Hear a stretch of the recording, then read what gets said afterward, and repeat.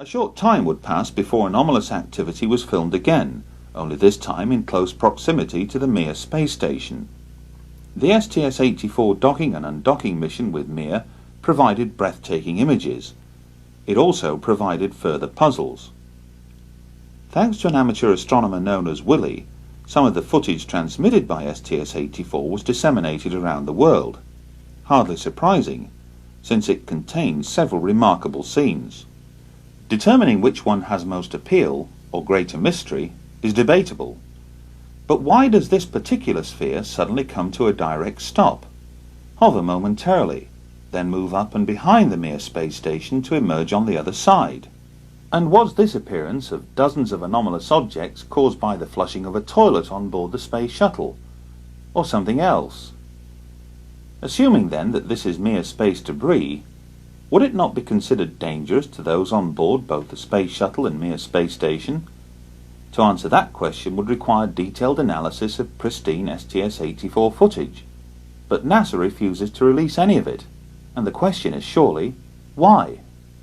I held a very privileged position in the city of Vancouver. I was in charge of, for the past 20 years actually, community access cable stations. And those are public stations that use volunteers, interns, make all their own programming and put it out on the cable system.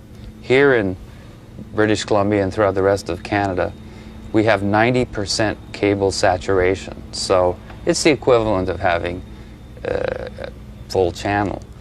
And in my office, I had old log tapes from logging the station available, and they were supposed to be turned over after a few times, so I just piled them up. And I had VCRs. I had the means. And I talked to our technical department and asked them if they could give me my own dish. And they did. And I set my machines and went about my normal daily life of managing 2 of these facilities. And I just would go home at night after each shuttle mission, or each day of the shuttle mission, and break the tape down. And I just found myself in the unique position of having the means to do it. I was in a position to do it, and I had all the motivation. The second the shuttle countdown began, I recorded, and I stopped recording when it was at a full stop. Right. So it was a pretty demanding exercise. Well, you obviously... the SDS 61, which was the Hubble Space Telescope mission, was 36, I seem to recall, 36 tapes with 8 hours per tape. So these are, you know, you just had to keep going. Some flights are 5 days, some are 11 days, 14. The Hubble Space Telescope mission, I chose that mission not because I knew about a CCD camera or anything. I chose it because NASA had decided to make this the showcase mission. It is a very important mission. The Hubble Space Telescope is the very most delicate and important thing, and these gentlemen were going to spacewalk for 7 days and fix it. So right. It was even interesting for me to just watch them work in this environment. And from the very first moment, the first download came, I found our spherical phenomena. Did you set out to try and find the phenomena, or did it start off as a sort of self-education exercise in watching the mission footage? It was everything. It was a self-education thing. It was a curiosity of why no one from the year 1991 till 1994 had bothered to look at any other footage. And I was quite naive and wasn't aware it was all being downloaded, because I'd bought into the popular culture or the urban myth that they were scrambling at it and it wasn't available since '48. We had a lecture at the planetarium here in Vancouver by one of the Hubble poobahs, the chief Hubble designers, engineers. That must have been a great opportunity. It was a great opportunity, and what was interesting is when we showed them the spherical shapes on video clips, on video stills, He was comfortable, which meant, he could throw the ice crystal theory, because it was a very small sample at that point. It was only the first time I'd ever done it. At that point, he confirmed that what you were showing him were ice crystals, or? No, he just thought that was basically... he accepted that it was a phenomena of some sort. He just, well, they're comfortable at NASA because James Oberg, who's the NASA debunker, in my estimation, had basically briefed them all that don't worry about all this stuff you see, because that's just all kinds of stuff you don't understand about ice crystals. So he didn't have any, it was the Hubble fellow at the planetarium after the lecture with the head of the planetarium. He sat there comfortable, but when the still frames of this second phenomena were shown to him, he stormed out of the room.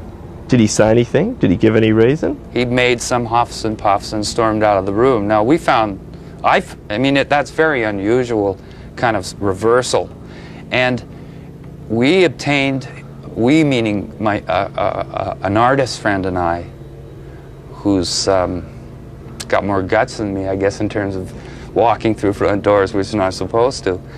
He picked up the phone after he got the number and phoned this fellow. And he got hello, and the second he said who he was, there was back talk, things like, it's that guy, blah, blah, blah, and the phone went down.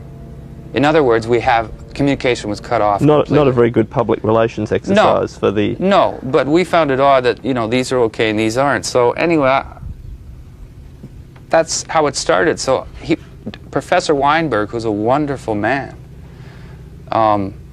said to me something he's never said to anybody before. He actually sat down, sort of rolled his hands through his head and whatever hair he had, and said, I believe there are things out there. And this tether,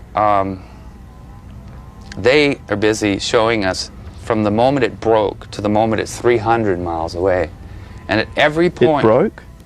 Yes, mysteriously it broke just in the right place. If it broke a little bit too close to the shuttle, it would have taken the shuttle out. If it had broken a little further on, it would have maybe destroyed the wing or something, Because you hear the astronauts say, well, it couldn't have happened in a better place, And then, just to continue on the distance, as these things started swarming it, and as this thing drifted away, they're continually showing us, or NASA, I guess, through the downlink, this $100 million satellite. And the phenomena followed the satellite. This is the second, the spherical phenomena. The spherical phenomena. And are NASA commenting on these things as this is happening? Oh, at one point they asked, and the astronaut says, well, it's a little bit of debris or something, like you'd think he'd know, that follows us around, sort of. That's, it wasn't like, oh, this is this. And then they dropped it. There's a few of these things in the footage, or are there a lot of them? There's more than a lot. If you've ever seen a hornet's nest after you've thrown a rock at it, that's what it's like. And how do you count the hornets? So they're all going in different directions. And I use tricks like fast forward, because when you go in fast forward, if they're all stars, they all go in the same direction. These things are all moving. But what was very interesting is they're saying, how far is the tether? Well, the tether is now 100 miles. And they zoom with their incredible zoom in on it. And you see some of these spheres in front of the tether, and some of absolutely clearly, no problem at all, they're behind the tether.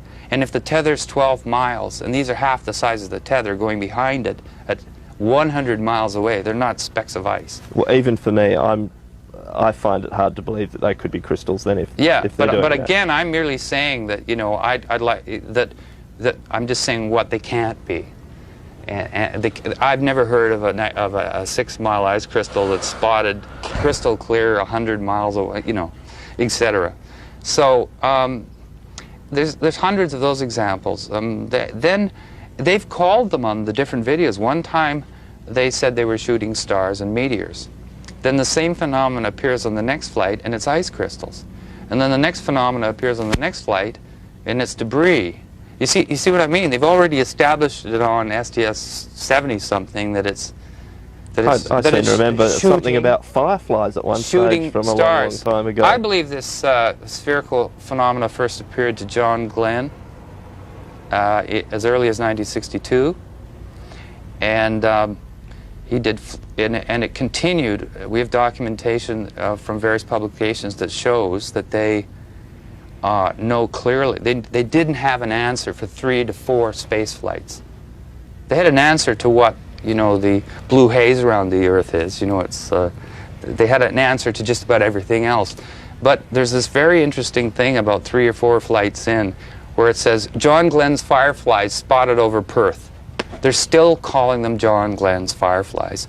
And we have an astronaut making the comment on the 25th anniversary of the moon flight.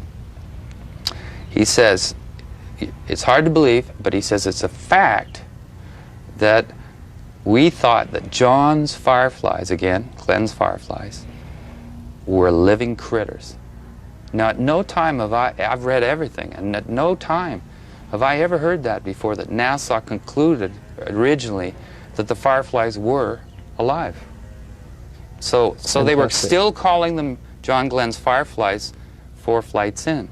There's another interesting thing. If you look at John Glenn's original photos, which I have, which he bought a camera at a Cocoa Beach drugstore, even though the shuttle or the whatever capsule that I've forgotten, even though they had a camera on that, he took his own.